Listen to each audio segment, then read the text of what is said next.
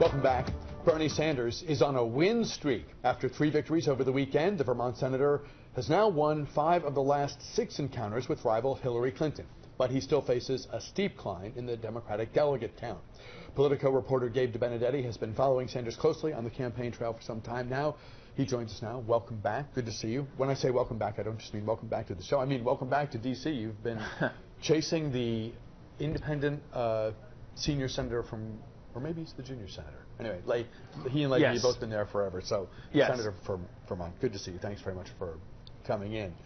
What keeps Bernie Sanders at this, given the delegate lead? Because we've morphed now into a race that's largely about the magic number of delegates that the contenders in both parties need to reach at or before their respective conventions in order to sew this whole thing up. Right. What keeps Bernie Sanders out there, given the gap between him and frontrunner Hillary Clinton? Well, the fact remains that it's not mathematically impossible for him to win this thing, and that's why he's still in it. It's certainly an uphill battle, and he's acknowledged that, and his top aides have acknowledged that.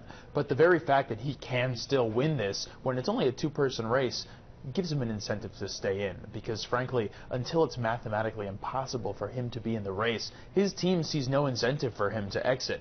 If there are only 2 people, why not keep trying? Does he draw the same crowds? What's the energy level at his events and around his campaign generally?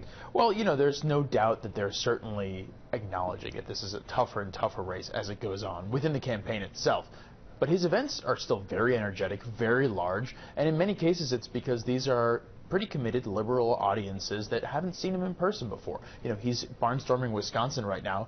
Wisconsin is a place that has a very strong progressive history, and there are pretty big crowds that are going to greet him. So in terms of his public events, at least, you're still seeing the kind of energy that drove him through the summer. To what extent do we look at the contests that have occurred to date and say that Bernie Sanders has really done well in the caucuses and Hillary Clinton has had pretty solid success in the primaries, and going forward with, I think, correct me if I'm wrong, fewer caucuses in front of us than we've had, does the climb become that much more tenuous? Absolutely. This is one of the reasons that it's really an uphill climb. Sanders needs to win 57% of the delegates that are up for grabs from here on out, and it's primarily primaries, not caucuses. He's only broken that 57% mark twice in primaries so far, and one of those was Vermont, his home state.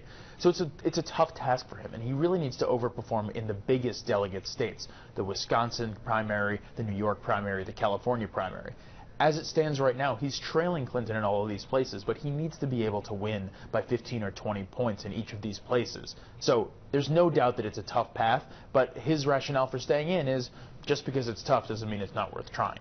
There's talk there will be a significant push from Sanders in the Empire State. Absolutely. Because if he was to knock off Hillary Clinton in a state she represented as senator, and I suppose where she and Bill Clinton still have a house, although I can't imagine they're able to spend much time there, that would be, in the words of this, in the vernacular of this campaign cycle, huge. Yeah, absolutely, that's right, and that's why they're investing so much time and so much energy and so many resources into New York. They're sending a lot of their top strategists into New York. They opened an office there over the weekend. I was at the opening. You know, this is really a place where Sanders is making a major stand, not only because New York has the second most delegates at play of any state overall after only California, but because this is a place where they can send a real message. Clinton leads in the polls there, but if Sanders can take back that lead or even make it close, that sends a clear signal to the Democratic primary electorate, which is this guy is for real. 8 years ago, Barack Obama had a huge delegate lead, and it was Hillary Clinton who stayed in and stayed on and stayed with it. Are people that you interact with on the campaign trail making, drawing any similarities or saying, hey, this is not all that unlike 2008? Absolutely. Everyone on both sides is talking about this, and both sides use it to their advantage. On the one hand, the reality is that Clinton's delegate lead right now is larger than Obama's ever was in 2008. So in terms of their rationale for saying, well, maybe Sanders shouldn't still be competing in this, they just simply say, you can't point to 2008 because we have a bigger lead. On the other hand, there are differences between now and then. At this point, in the race, Clinton was still in, but she wasn't going after Obama particularly hard in their debates or in their conversations. Sanders is still going after Clinton. She would love to be able to dispatch with Bernie Sanders in order to focus all of her energies on Donald Trump or the Republican rivals. Sure. As a group, that is not the fact that Sanders persists is not stopping her from aiming at least some of her rhetoric and focusing at least some of her energy on the now small group of men, one of whom is going to be the eventual nominee, we think. That's absolutely right. What you've seen is an interesting dynamic. Ever since the contest of the 15th, when she won all 5 states, 5 large states, and even before then, going back to Super Tuesday, she has really been focusing primarily on the Republicans. And this is what we saw her doing at the first stages of her campaign, when it didn't look like she was going to have that strong a primary challenge.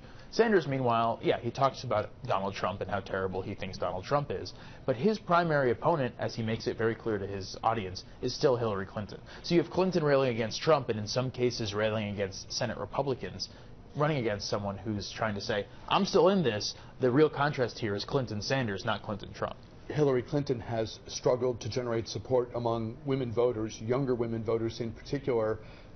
That is why at least one commentator recently referred to Donald Trump as the gift that keeps giving. Right. Because Democrats and many independents are looking at this race, which has really gone off the rails of late and has been off the rails at different times throughout this whole process. Sure. And they're just shocked and really sort of put off by the junior high school nature of it, the lack of substance, the meanness, and all the rest.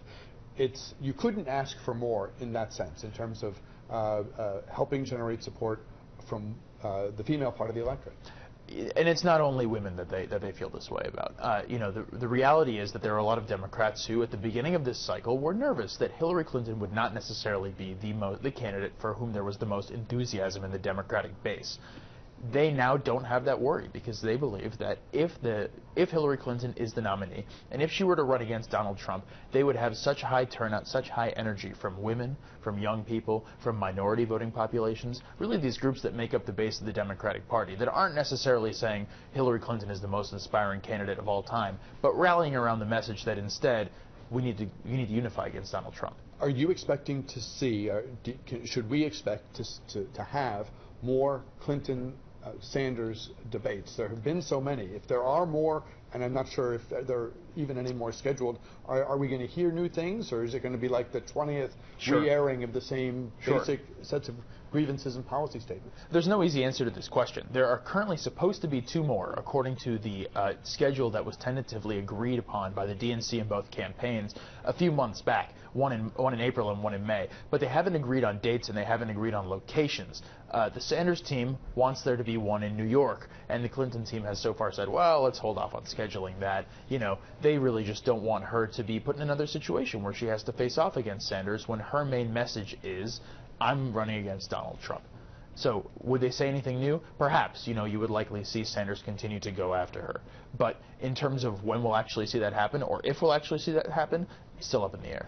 Bernie Sanders has had great success, I think anyone would acknowledge, in bringing certain issues front and center into our political debate and bringing people into the process by exciting them and having them come out to events and contribute and buzz about his candidacy, etc.